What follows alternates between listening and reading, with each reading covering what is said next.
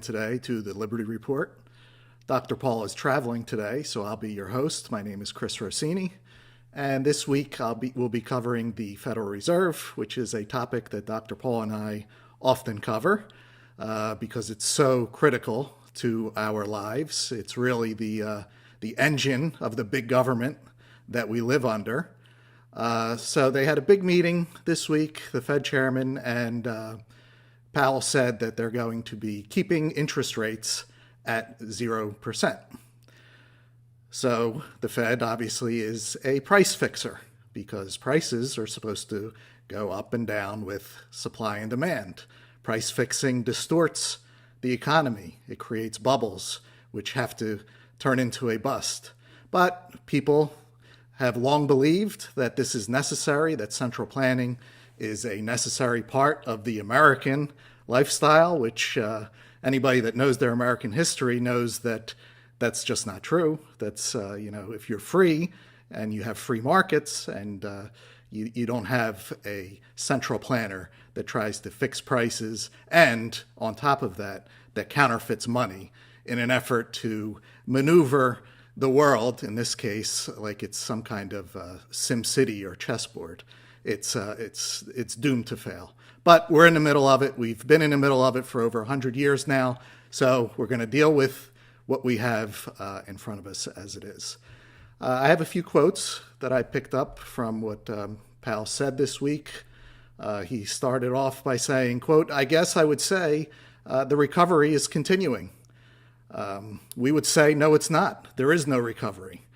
Perhaps the stock market is up. When you print trillions of dollars in a matter of months, it'll have a tendency to raise prices somewhere. And in this case, we have rising stock prices because everybody's at home because of the coronavirus, which is another debacle.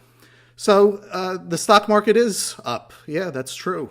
But the stock market is not the economy. When you look around and you see tens of millions unemployed, I see just in my local area the businesses that are gone, that are not coming back. We see in the news, Yelp reported, I believe, 60% of businesses are closed for good. To call a stock market bubble, another bubble, a recovery that is continuing is disingenuous. It's really just, it's really just said to make people feel good and as a smokescrreen. But then Powell says, quote, "We think that the economy is going to need low interest rates, which support economic activity for an extended period of time. It will be measured in years." So if there's a recovery, we need zero interest rates and low interest rates, artificially, of course, for years. That just doesn't add up. A strong economy wouldn't need that. So, they're talking out of both sides, again, just to put words out there to pacify the public. But here at the Ron Paul Liberty Report, we're not interested in that. We're interested in the truth.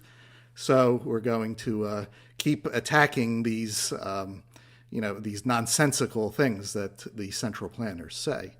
And, even before coronavirus, the economy was very weak. If you watched our show, last year, at the end of last year, it was already due for a major correction. And there was a time, in the recent past, where the Fed even tried raising interest rates just a little bit.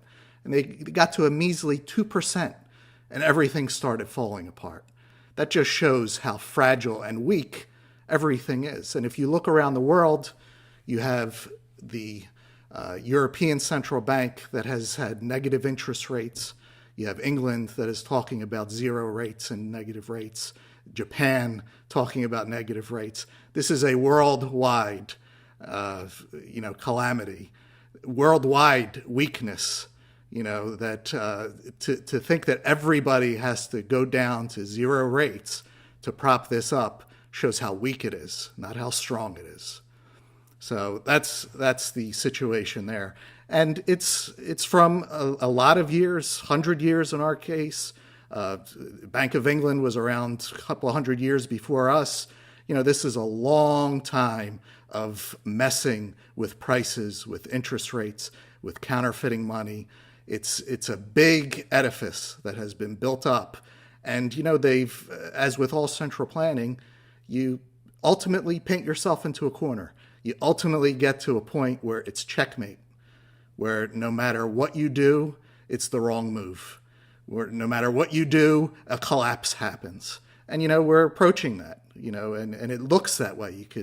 You could feel the desperation in the fact that everybody believes that you have to have negative interest rates to keep their economies going. Powell also stressed that government is going to have to keep spending.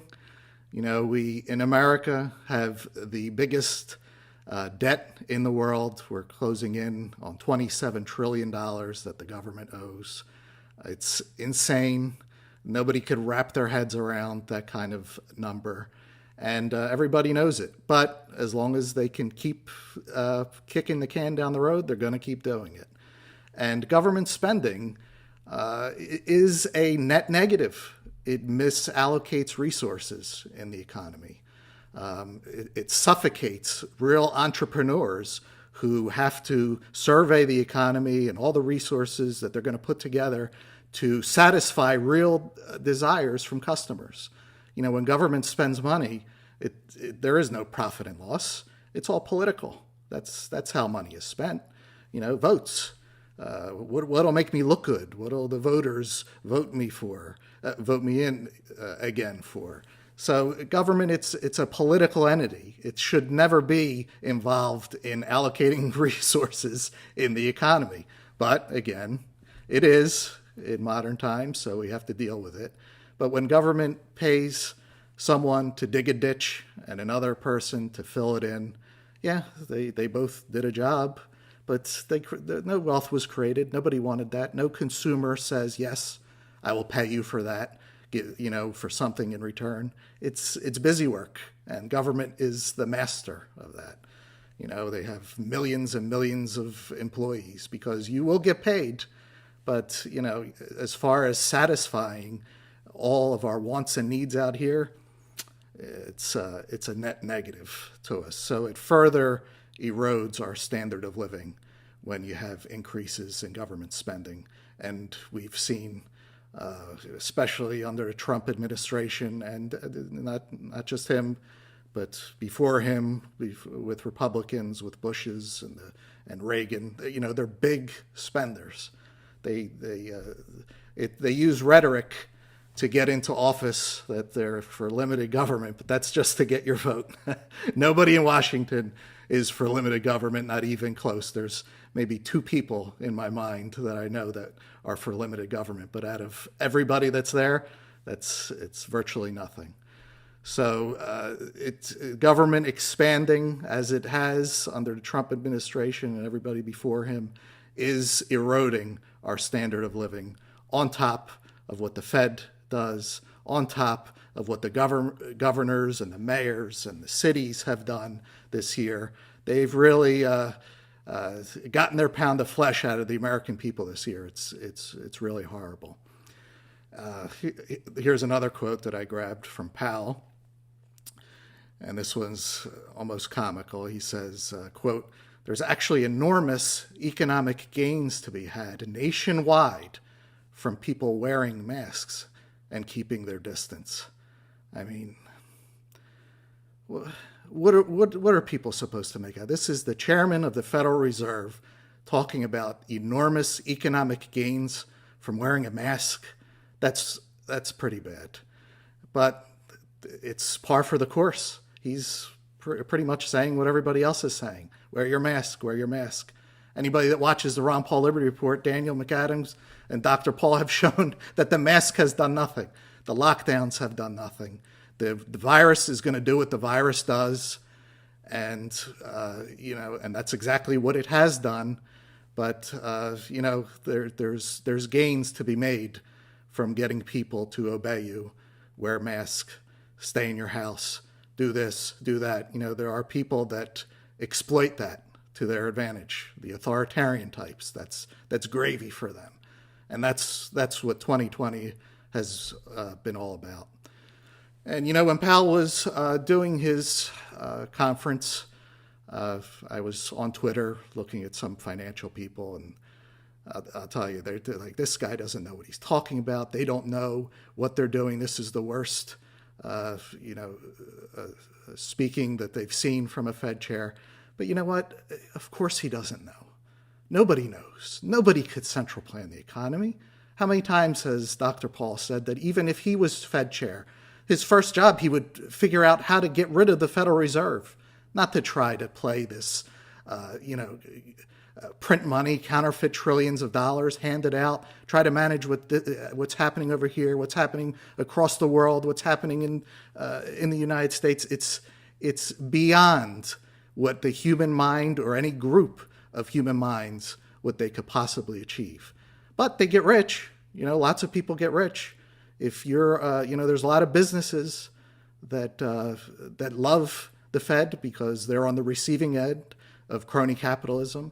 If you're close to the printing press and you get that money first, you get to go into the economy, spend it, and drive up prices. And everybody else looks around and, there's rising prices. What's going on? So that's, there's a lot of people that benefit from this. Relative to everyone, it's very small. But, it's people get beyond rich in the military-industrial complex, in the pharmacological industrial complex, you name it. They get very, very rich. And they want to see this continue for their own interests. They don't want to they don't want a lower standard of living any more than anyone else. But the Fed money has to continue off of the printing press in order for that to happen. And that's why you always see more calls for more government spending, more Federal Reserve counterfeiting, and that's all that you'll see in the media. But what ends up happening for the normal people like us is we see a roller coaster economy. We see constant booms and busts. When the Fed lowers the interest rates and they print all this money, they create all these economic distortions. Just in my lifetime, I've seen three big ones. I remember the NASDAQ bubble in 2000. I mean, if you think there's a stock market bubble now, back then, those tech stocks were going up $50, $100 a day. It was unbelievable, and it was every day. It was all you had to do was go long, and you're making more money than you could imagine. And this is not the marketplace. This is not how markets work. Markets, sure, you'll have manias here and there, but they'll be localized. This is general. This is a general mania that the Fed creates. And after the 2000 bubble, I remember the housing bubble. And that was another unbelievable mania where people were buying houses that they didn't even see. They're in Florida. They're just flipping them faster than they don't even know what they're buying, but it's they're just turning over houses. And what happens every time? A major bust happens every time, where people are then sunk because they don't know what's happening in the grand scheme. They just see this mania going on, and they think that it's, there's always going to be a greater fool. But there isn't always a greater fool. Ultimately, somebody's got to be at the top holding the bag, and that's what the Fed gives us over and over. And if you want to hear something ironic, when the Fed was created in 1913, they were created to create stability in the marketplace, to create, to protect the value of the dollar. They've done the exact opposite, which is normally what happens when you hear promises from politicians. Whatever they're promising you, you could almost always count on the exact opposite. So instead of giving us economic stability, they give us economic hallucinations followed by very real pain. And this is why you need sound money in order to have a functional civilization. I think when I look at the big picture, and I'm far from being a know-it-all, I think we're in the end stages of a very big decaying idea. And that's that government can plan and be the king of the world, whether it's in your own personal life, whether it's bossing around other countries, whether it's whatever it is, and they could hide behind whether it's scientific and whatever excuses they have. But it's really, when you look at foreign policy, look at what the U.S. empire, have they brought democracy, rebuilt countries and freedom? No, they don't do any of that. In fact, there are endless wars. Our current president wants to end endless wars, because endless wars means endless money, So they've done none of that. They don't go and spread American goodness around the world. It actually creates animosity towards us when you go in and you tell them you're going to live the way we tell you you're going to live. When you look at the virus, what has happened, I mean, what a debacle. I don't have to go into all the details. We go into it often enough during the week. But this ability, or this belief that politicians can run things, that government can run other countries, and now the Fed, that they can run the economy, run the world by price fixing and counterfeiting, it's all coming home to roost. That the answer is, no, you can't. You just can't. No matter how much you want it, no matter how much your imagination thinks that you're supposed to, you can't. It's not the way life works. There are economic laws, just as there are physical laws, mental laws, spiritual laws that cannot be broken. And, your good intentions, if they are good at the root, don't matter. You have to play by the rules, which are the economic laws. And, we're often asked, how long can this go? How long can this madness continue? And the answer is, we don't know, any more than Powell knows what interest rates can be. Life is far too complex. There are variables that we don't even know about that are in play all the time, let alone all the ones that we know about. And there are free individuals, billions of them, thinking their own thoughts, making their own choices, making their own decisions, thinking to themselves, I want this instead of that. I'm willing to pay this instead of that. I don't like this. I like that. This is, we live in a natural world of freedom. And to think that people that are in this world are capable of managing it, and with whatever techniques they think they have, it's just not true. So we're seeing a massive thing come down, because this is a global situation. This isn't a little mom and pop operation that the Fed is. It's global. And there are other global countries and banks that are involved in keeping it going. So of course it's going to take a lot of time. But you can see the writing on the wall. You can see that they're cornered, that they don't know what to do with interest rates, that militarily conquering the world doesn't work. So you can see this stuff, even though you can't see what the future will hold. And when there was a time when communism, there were communist countries, I believe, if my number is right, that 65% of the world at one time was communist. And look at today, it's nowhere. The communism is gone. Yes, China uses communist rhetoric, but it's rhetoric. That's all, We here in America, politicians use freedom rhetoric. It's rhetoric. They'll say things. You got to look at the actual actions and what they're actually doing. And both the United States and China are, they're crony capitalists. Oftentimes, China has more capitalist aspects than we do here, ironically. So they both are under this business plus government partnership, which is a terrible system. But, it's not communism. And so when the Soviets failed, communism went with it on a global scale. Everybody knows in this world that does not work. They'll use rhetoric, but it's rhetoric.